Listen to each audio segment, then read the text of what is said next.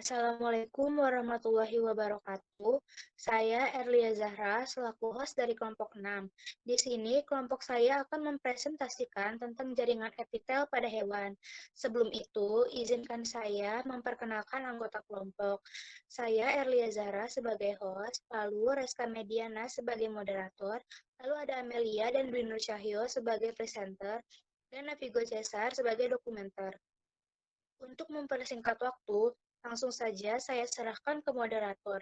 Kepada moderator dipersilahkan. Baik, terima kasih Erlia. Selanjutnya, mari kita mulai kegiatan presentasi ini dengan mengucap bismillah. Bismillahirrahmanirrahim. Berikut susunan kegiatan presentasi. Yang pertama adalah pembukaan dengan host. Yang kedua, kegiatan presentasi dengan penyampaian materi. Yang ketiga, pemaparan kesimpulan. Dan yang terakhir, penutupan oleh host. Selanjutnya adalah kegiatan penyampaian materi oleh para presenter. Untuk Amelia dan Cahyo, dipersilakan. Baik, terima kasih. Assalamualaikum warahmatullahi wabarakatuh. Saya di sini akan menjelaskan tentang jaringan epitel.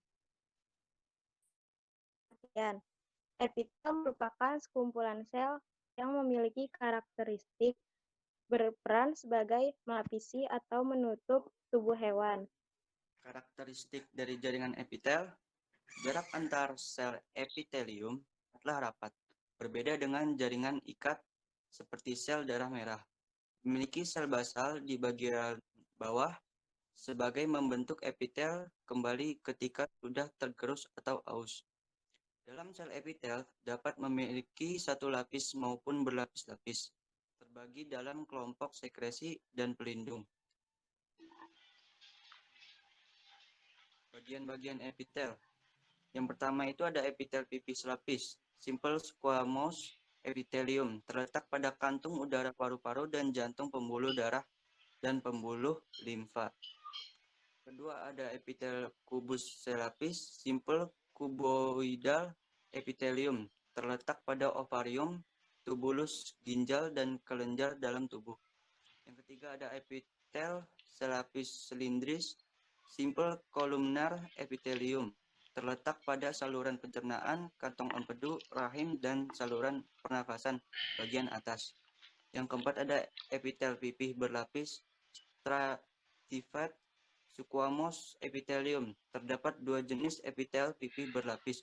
Jenis yang lebih keras mengandung protein keratin terletak pada lapisan atas kulit, dan jenis non-keratin atau tanpa protein keratin yang terletak pada saluran kerongkongan, esofagus, rongga, mulut, dan vagina. Yang kelima ada epitel kubus berlapis, stratified cuboidal epithelium, terletak pada kelenjar keringat, kelenjar payudara, dan kelenjar air liur.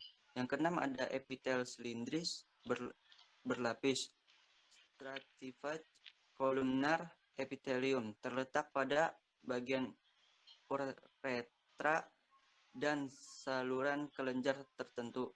Yang ketujuh ada epitel kolumnar pseudostratified columnar epithelium, terletak pada trakea, saluran sperma, dan saluran pernapasan bagian atas. Yang ke-8 ada epitel transitional epithelium, terletak pada kandung kemih, urteria, dan ureter. Fungsi bagian-bagian epitel. Yang pertama, pipis lapis. Berfungsi untuk mengeluarkan zat-zat melalui difusi, penyaringan, dan mengeluarkan zat pelumas untuk memperlancarkan kerja organ. Epitel pipis lapis terletak pada kantung udara, paru-paru, dan jantung, pembuluh darah, dan pembuluh limfa. Kubus selapis berfungsi untuk sekresi, mengeluarkan zat, dan melakukan proses absorpsi, penyerapan. Epitel kubus selapis terletak pada ovarium, tubulus, ginjal, dan kelenjar dalam tubuh. Yang ketiga, epitel selapis silindris memiliki peranan untuk melakukan penyaringan zat yang masuk pada tubuh dan juga berperan dalam mengeluarkan produk berupa lendir dan enzim. Epitel selapis silindris terletak pada saluran pencernaan, kantong empedu, rahim, dan saluran pernafasan bagian atas.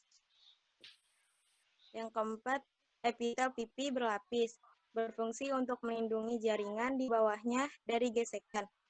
Epitel pipi berlapis terdapat dua jenis, yaitu jenis yang lebih keras mengandung protein keratin terletak pada lapisan atas kulit dan jenis non-keratin atau tanpa protein keratin. Epitel pipi berselapis terletak pada saluran kerongkongan, rongga mulut, dan vagina. 5. Epitel kubus berlapis berfungsi untuk melindungi jaringan, sel, dan kelenjar di bawahnya.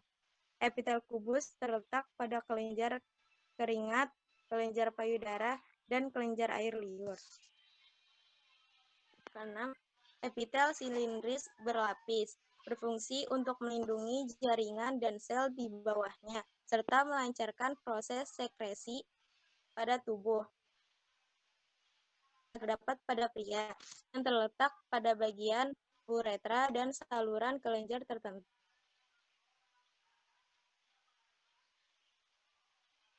Pseudostratifikasi tersusun atas lapisan sel tunggal yang memungkinkan jadinya sekresi dan memperlancarkan pergerakan lendir. Terletak pada trakea, saluran prema, dan saluran bagian atas. Epitel transisional berfungsi untuk mengembang dan merenggangkan organ urin. Terletak pada kandung kemih, uretra, dan ureter. Jaringan epitel memiliki fungsi yang sangat penting dalam tubuh. Secara umum, jaringan epitel berperan sebagai pelindung jaringan di bawahnya dan sekresi sehingga mampu menjaga dan melancarkan fungsi kerja organ kita. Sekian dari saya, terima kasih. Selanjutnya saya serahkan ke moderator.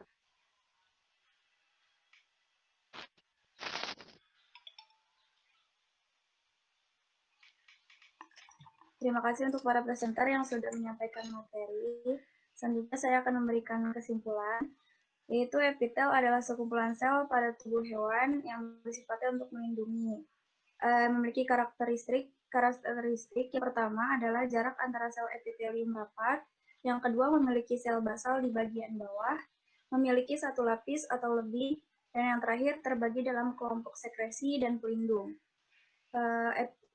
Jaringan epitel memiliki bagian-bagian dan memiliki fungsinya masing-masing. Yang pertama adalah pipi selapis, yang kedua pipi berlapis, yang ketiga kubus selapis, yang keempat silindris bersilia, dan yang terakhir silindris berlapis. Sekian dari saya, kurang lebihnya mohon maaf, saya kembalikan ke host. Alhamdulillah, presentasi kita hari ini telah selesai. Saya selaku host meminta maaf jika ada kesalahan. Saya pamit undur diri. Wassalamualaikum warahmatullahi wabarakatuh.